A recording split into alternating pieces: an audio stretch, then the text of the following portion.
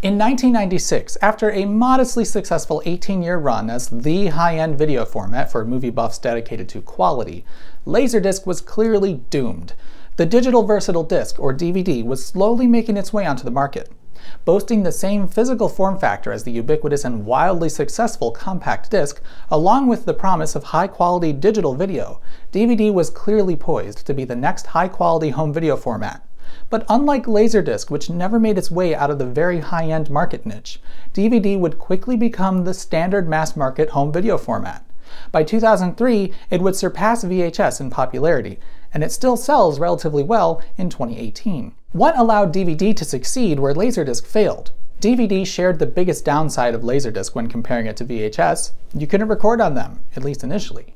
And for a good while, DVDs and players came at a significant price premium. From a quality standpoint, DVD wasn't that much better than Laserdisc. In fact, some early DVD titles were mastered very poorly and looked worse than a Laserdisc release. And while DVD was more convenient than Laserdisc, by the 1990s, convenience wasn't the major downside to Laserdisc. Both side play machines existed to save you the trouble of flipping the disc, and there was even one relatively rare model, the LDW1, that could play two discs uninterrupted. As usual, there's not one simple answer. A number of things came together to make DVD spread like wildfire, sell like hotcakes, disseminate like the Borg. Resistance is futile. So first, a little history. Many people erroneously believe that DVD stands for Digital Video Disc, but that's not entirely true. As already stated, the V originally stood for versatile. The video format is officially referred to as DVD video. If you thought the V stood for video, you might be under the impression that DVD was the first digital video format for consumers. But DVD wasn't the first digital video format for consumers, that was the video CD. Video CD is only a few years older than DVD, being released in 1993. From the perspective of efficiency, the VCD is a remarkable achievement. A 74-minute audio CD holds only 650 megabytes, the original capacity of the format. In that same 650 megabytes, a video CD holds 74 minutes of video. That's pretty impressive, but of course that video was highly compressed. In fact, that video was ridiculously compressed, with a resolution of only 352 by 240 in NTSC countries. There was only the same level of detail as VHS, and the compression left tons of everyone's favorite blocky MPEG artifacts. Imagine taking a VHS tape, then uploading it to YouTube in 2005. It's that bad. Some years ago, I ran across this set of the Back to the Future trilogy on VCD, originally from either Singapore or Malaysia. Let's compare a scene from the VCD release to a VHS release. Kids, we're gonna have to eat this cake by ourselves. Your Uncle Joey didn't make parole again. I think it would be nice if you all dropped him a line. Honestly, I'd rather watch it on VHS. The sound quality is noticeably better on tape, with VHS Hi-Fi really beating the pants off the 224 kbps MP2 audio on the VCD. Love is a curious thing. Make a one man weep, make another man sing. Our love is a curious thing. Make a one man weep, make another man sing. As you may imagine, video CD wasn't very popular here in the States. However, in Asia it was very popular. VHS didn't have a strong foothold yet when VCD was released, and the machines could tolerate the high humidity of some Asian regions much better than tape-based formats. However, I will be fair and show the video CD playing through a CRT television. CRTs hide many of the flaws in the VCD and make it much more tolerable. And although the limited recording time meant most movies were spread across 2 discs, with a few perhaps needing 3, the common carousel CD changer mechanisms were easy to adapt into a VCD player, which would just require you to load up the discs ahead of time. DVD was also beat to the punch, in the US anyway, by digital satellite television services, with DirecTV launching digital service in 1994. But we're talking about home video here, so back to DVD. What made DVD possible was the use of a red laser rather than the infrared laser in use with the compact disc. The shorter wavelength of light produced by a red laser could focus on a much smaller spot, enabling a significantly finer data stream on the disc, and thus allowing 4.7 gigabytes of data to be stored on a single layer, almost 7 times as much as the CD.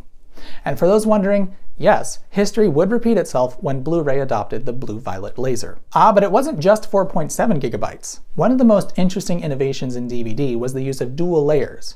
In many DVDs, the metallization of the first data layer is actually translucent. This allows the laser to be focused on it and reflected back just like any other disc, but it also allows for the laser to partially shine through it.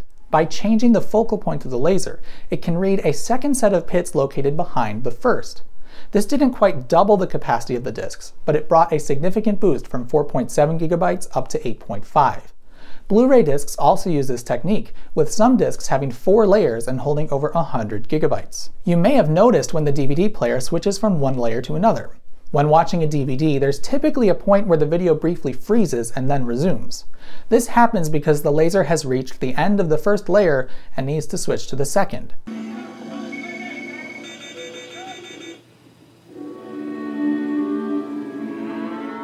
Usually, the folks behind mastering a DVD would take care as to ensure this happens across a quiet jump cut to a change in scenery, thus reducing the noticeability of the pause.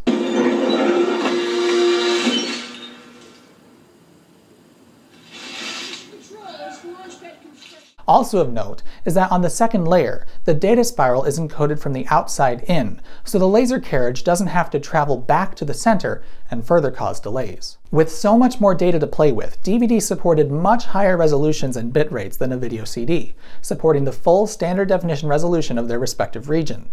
NTSC discs had a resolution of 720 by 480, and PAL/CCAM discs had a resolution of 720 by 576. And because it was a digital format, variable bit rates could be used to pack more content onto a single disc, so long as reduced quality was acceptable. DVD also added some very useful features. The navigation of the disc via menus created a much more interactive experience, and even allowed for games of a sort. Though DVD also allowed for blocking out navigation features, sometimes forcing you to sit through annoying previews. That was never a thing on Laserdisc. And let's not even mention regional encoding. Managing special features is much easier on a DVD. Subtitles were stored alongside video and generated by the player on demand, enabling the addition of many different languages at once. Laserdisc did technically offer closed captioning as well, but it was limited to the closed captioning decoding abilities of the television it was plugged into. And in case you didn't know, most VHS titles were also closed captioned. I'm so helpless. Like a little lost puppy. And my heart just went out to them. Yeah, Mom, we know. You've told us the story a million times. DVD also enjoyed far more audio options, with support for multiple languages, different surround sound formats, and commentaries all on one disc. In fact, up to 8 separate audio streams are supported at once. Laserdisc did offer some of these features. For instance, the Laserdisc release here of The Wizard of Oz features a Spanish and French dub on each of the analog tracks. She's worse than the other one was. Who killed my sister? Who killed the Witch of the East? Was it you? ¿Quién mató a mi hermana? ¿Quién mató a la bruja del Este? Fuiste tú. Qui a assassiné ma sœur? Qui a tué la fée de l'Est? Toi, sans doute. But it wasn't possible to pack anything else in. If you wanted to offer surround sound, you'd lose one analog track at a minimum. This leaves room for either a commentary or a second language alongside the standard digital audio, but not both. If DTS audio was present on a Laserdisc, then you'd lose the digital track and be left only with analog stereo or 2 mono selections. However, the digital audio on a Laserdisc isn't compressed at all, whereas on a DVD it often is to save space. Okay, you've probably interacted with a DVD player before, so there's not too much use droning on about the format's capabilities. Instead, let's look at the machine I showed earlier. This was one of my more fortuitous Goodwill finds, particularly due to its history. The DVL-700 by Pioneer was released in 1997, with this machine being manufactured in September of that year. This was the bleeding edge of technology. The Laserdisc Archive claims this to be the world's first combination DVD/Laserdisc player, but the Laserdisc Archive also claims that the DVL-9 was released in Japan in 1996, so maybe? Anyway, DVD was released in Japan in November of 1996 and in the US in March of 97. So this machine was made only 6 months into the US existence of DVD. Now, just in case you've somehow forgotten, computing power in 1997 was pretty paltry compared to today. Let me just remind you that the website for this film remains online as a time capsule of the 1996 computing experience. Yeah. Decoding standard definition video at the bitrate of a DVD was quite the task for a desktop computer of the time. Though DVD players were purpose-built for that task, they were still packing some sophisticated hardware for the time. This machine actually has a cooling fan on board, which you can hear running whenever it's turned on. Of course, these days playing a DVD is child's play to a $200 laptop, but to bring us back on track, let's look a little closer at this machine. It made a great deal of sense for Pioneer to introduce a player that could play both Laserdiscs and these newfangled DVDs, as their customer base probably had a sizable collection of Laserdiscs already. One device capable of both would probably be preferred to managing two devices. Now, this machine took an odd approach to reading both DVDs and Laserdiscs. Rather than use a single red laser which could be adapted to read Laserdiscs and CDs, Pioneer further altered the both-side play mechanism by using two separate lasers for Laserdisc and DVD playback. Okay, here's where things get a little weird. In many Pioneer players, for some reason, the engineers thought it was worth the extra complexity to build two disc trays in one. You'll see there are two eject buttons, one labeled LD and the other DVD/CD. Press LD and the entire tray opens for you to deposit your Laserdisc, but press DVD/CD and a small tray will exit through the middle portion here. This wasn't new for the DVD-capable machines. They had been doing this since at least 1992 with a feature they called Direct CD. Now, here's where I go, why? I admit it looks silly, but you could easily just plop a CD or DVD into the center of the large tray. All the little tray did was make them create another mechanism to drive just the center portion out of the machine. I never understood this, and to me it seems like a wasted effort on extra complexity. If anything, I'd say this was out of vanity, so that people could show off the small size of the DVD when playing it. But as I said, they were doing this years earlier, so who knows. In a strange twist, Pioneer botched an opportunity to actually make this dual tray thingy useful. Because the unit uses a separate laser for the DVD and Laserdisc functions, it could have used these buttons to prepare the correct laser. See, if you put a DVD in the middle of the large tray, it will first try to read it as a Laserdisc or CD. When it realizes it can't focus on the pits, they're too small for the infrared laser, it sends the laser back and brings the red laser to the rescue. Then it will play the DVD. Pioneer did make it smart enough to always prepare the infrared laser when you select Laserdisc Eject, but it didn't go the other way around. Why? Well, because for some incredibly silly reason, Pioneer didn't use the red laser for CDs. They totally could have, but when you eject a DVD and then play a CD, it will try to read the disc with the red laser, and upon realizing it's not a DVD, it sends it back and brings out the infrared laser. Why on earth does it do that? Does anyone know? I'm genuinely curious as to why Pioneer used the red laser for DVDs only. I don't know of a DVD player that can't also play CDs, and they don't have two lasers at their disposal. When you take a closer look inside the machine, you'll see that the two ribbon cables coming from the laser's waiting room are going to different places. There are two large circuit boards stacked on top of each other. It's my pretty strong guess that one of these boards handles DVD playback and the other Laserdisc and CD playback. This sort of gives a clue to the odd irrational behavior of this machine. It seems like this isn't so much a combination DVD/Laserdisc player, it's more of a Laserdisc player that's had a DVD player shoved inside it like some sort of digital parasite. With that said, it's still not a good explanation for only using the Laserdisc section for CDs. I don't see a reason why the DVD section couldn't have handled that. I suppose they might have just wanted the infrared section to read CDs on the off chance a 5-inch CD video disc was played. In that case, the Laserdisc circuitry would be needed to get the analog video off the CD-V disc. But you ask, why not just use the red laser for everything? What's to stop the player from using the red laser on Laserdiscs too? Well, hold that thought. There were machines that used a red laser, and in Japan this was used for a very impressive Laserdisc offering we didn't get in the States. Like I said, hold that thought. Now, when this machine was released, the art of mastering a DVD had not yet been perfected. It was very common for a 1997 DVD release of a film to look noticeably worse than a 1997 Laserdisc release. And these early players had some really clunky navigation. Want to fast forward and get a picture search? This is the best you will get. So, it is down to you, and it is down to me.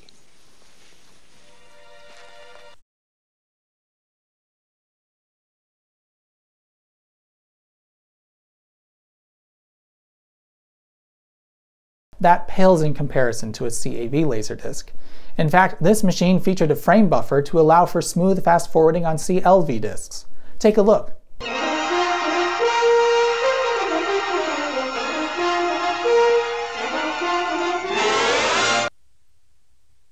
That's not fast by today's standards, but it blows its own DVD performance out of the water. But even on a conventional machine, searching through a CLV disc was far better than the slow DVD search of 1997. Too late.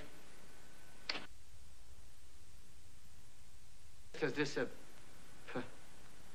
Is a what? Appeared. But DVD did have a number of huge advantages over Laserdisc that were oh so apparent even in '97. Biggest among them, an entire movie was contained on a single side of a tiny disc. The brief pause for the layer change was nothing compared to the time it takes this machine to automatically switch sides on a Laserdisc. The discs were much easier to handle, and since they had the same physical size of the ubiquitous compact disc, everyone was familiar with how to interact with them. DVD also wasn't so strictly limited on recording time like the Laserdisc was. If a movie pushed into 3 hours, you could just apply more compression and fit it all on a single disc. It was very, very rare that movies needed a second disc. And even if it did, the dual-layer, double-sided disc meant you could just flip it over like a Laserdisc. There was never a need for a second disc like was so common on Laserdisc. The digital nature of the format allowed for error correction and cheaper laser assemblies to be used, though admittedly it's much easier to scratch a DVD to the point of no return than it is a Laserdisc. And as perhaps the greatest advantage DVD had, its small size meant it could actually work for the rental market. Netflix famously started as a mail rental service for DVDs in 1998. Try doing that with Laserdiscs. DVD may have been far and away more convenient than Laserdisc, but it still was a playback-only format in 1997. If the ability to record was what drove consumers to VHS over Laserdisc, what caused DVD to succeed where Laserdisc failed? I think its success came from 4 major places. First, the home video market was now well established, so people had warmed up to the idea of buying and renting movies on tape. Second, DVD equipment and media plummeted in cost relatively quickly. Third, by 2000, people were buying much larger TVs than they were in the 80s and 90s, so the quality flaws of VHS were starting to become more of an issue. And the fourth factor, which I think is the biggest, was that it shared its physical attributes with the CD. So let's start with the first thing, the home video market. Because people were now accustomed to renting or buying video content, a new format that was more convenient than both Laserdisc and VHS was intriguing. No need to flip a disc or rewind a tape. And since everyone already had a VCR for recording TV, the inability of DVD to record wasn't that big of a deal. Even when VCRs were common, to make the leap to Laserdisc meant dealing with very high costs for purchasing discs, limited availability, and also the added inconvenience of multiple sides and/or discs. Not many people saw all those downsides to be worth the investment. But once DVD players started to come down in cost, the leap to DVD brought the quality boost of Laserdisc with none of its inconvenience. And a lot of added convenience when compared to VHS. Now let's look at how quickly the prices dropped. In 1997, the cheapest DVD player was about $500. But that's actually not too bad. As a refresher, in 1993 the Pioneer CLD S201, a single-side player, was $319, and this CLD D502 was $459.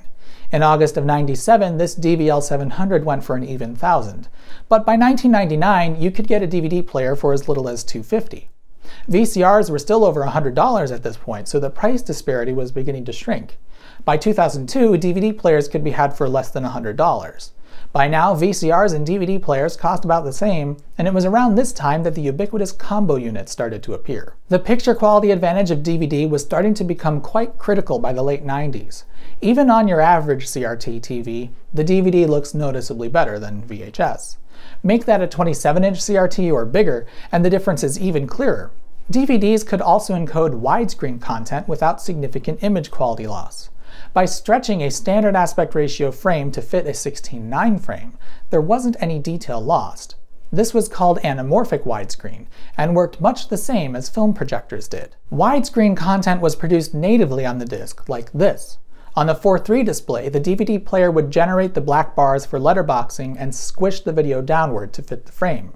But if set to a 16:9 display output, the DVD player would not add the black bars and it would produce a picture that appeared to be squeezed in from left to right. It would send a signal to the TV to tell it to stretch this back out to either side, thus restoring the correct aspect ratio. If a movie was released on VHS in widescreen, the black bars are there as part of the video signal, which means there's less actual image on screen. To fill a widescreen display requires zooming in, which drastically harms image quality. Many early DVDs were not encoded with anamorphic widescreen, so on these releases the letterboxing is unfortunately part of the actual video. These discs also require zooming to fill the frame. Now let's look at what allowed the cost of DVD to fall so quickly. The biggest factor is probably that at its core, it's nothing more than a modified CD. Take a look at the disc mechanism from a first-generation PlayStation. Open up any modern optical drive and you see the same basic stuff: a spindle to hold the disc and a laser to read it. The only things that separate this drive from what's in the PlayStation are a stronger and faster spindle motor and a red laser rather than infrared. The simple fact was that a DVD drive was just a slightly altered CD drive, and we were pumping those things out like crazy. Computers, car stereos, the CD Walkman, PlayStations, boomboxes, and home stereos all had a CD drive in them. As a personal example, in 1999 I can think of 5 CD players in my home. My dad's car, my personal Walkman, our main stereo, my brother's bookshelf system, and our home computer all had a CD drive of some sort. Manufacturing facilities existed all over the world to produce these CD drives. All they needed to do to start making DVD drives was to upgrade the motor and laser. Pretty much everything else could stay the same. The only really expensive components in the early DVD players were the electronics needed to process the data on the disc into a video output. But as we know, electronics tend to get cheap fast. It only took a few years for the DVD player's hardware to plummet in price, at which point a DVD player could be had very cheaply. DVDs were also significantly helped out by the fact that the computer industry adopted them as a data storage format. In the 90s and early 2000s, optical storage was still the best bang for your buck in terms of storage space. In 1998, the iMac was released with a 4 GB hard drive. A single-layer DVD could store more than the entire hard drive of your typical computer. In fact, the development of the DVD was done in tandem with computer OEMs. There were initially 2 competing standards. Philips and Sony were working on the multimedia compact disc, and Toshiba, Time Warner, Matsushita Electric, Hitachi, Mitsubishi Electric, Pioneer, Thomson, and JVC were all backing a different format called SD, or Super Density Disc. The computer manufacturer stepped in and said, "Look, either you guys agree on one standard or don't expect us to play along. Got it?" It's a good thing this happened, as it avoided yet another format war. With the computer industry on board, DVD drives started to appear in devices like desktops and laptops. This massive scale continued to drive the cost of DVD downward, and it also meant that people could now play their movies on the go with a laptop, or at the very least use their desktop as a second place to watch a movie, assuming their computer was capable of handling the video.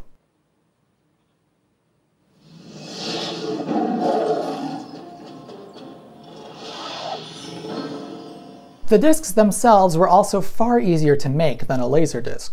Though the dual layers added extra complexity, they were made much the same as a CD.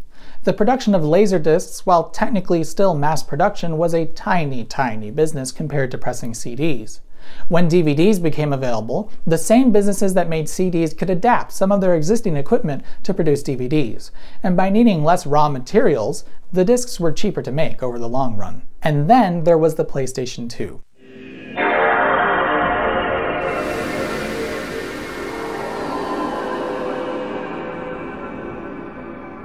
Sony, having realized the benefit of the much larger storage capacity of DVD, decided to make DVD the format of choice for their new console.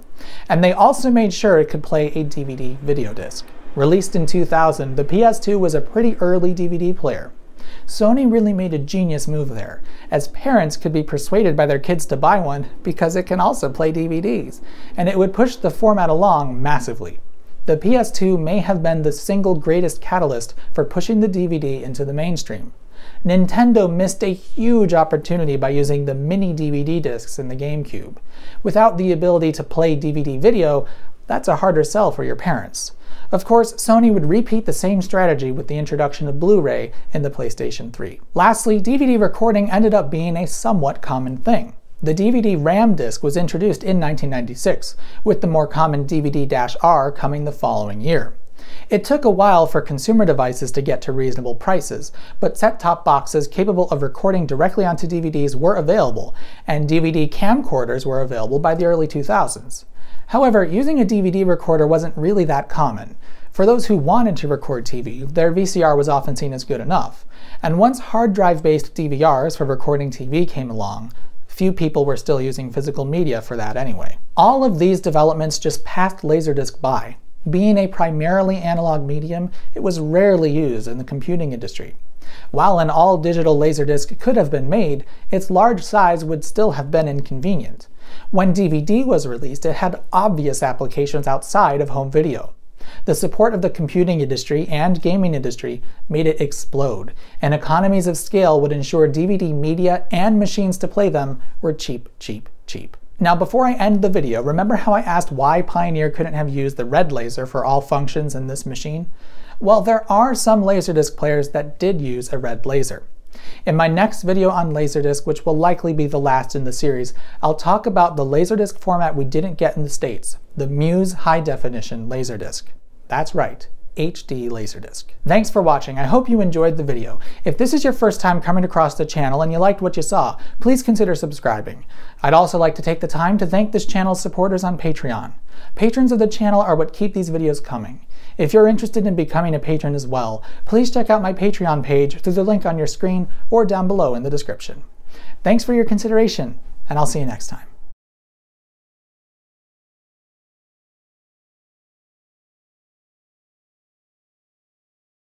The only thing that separates this drive from what's in the PlayStation are things.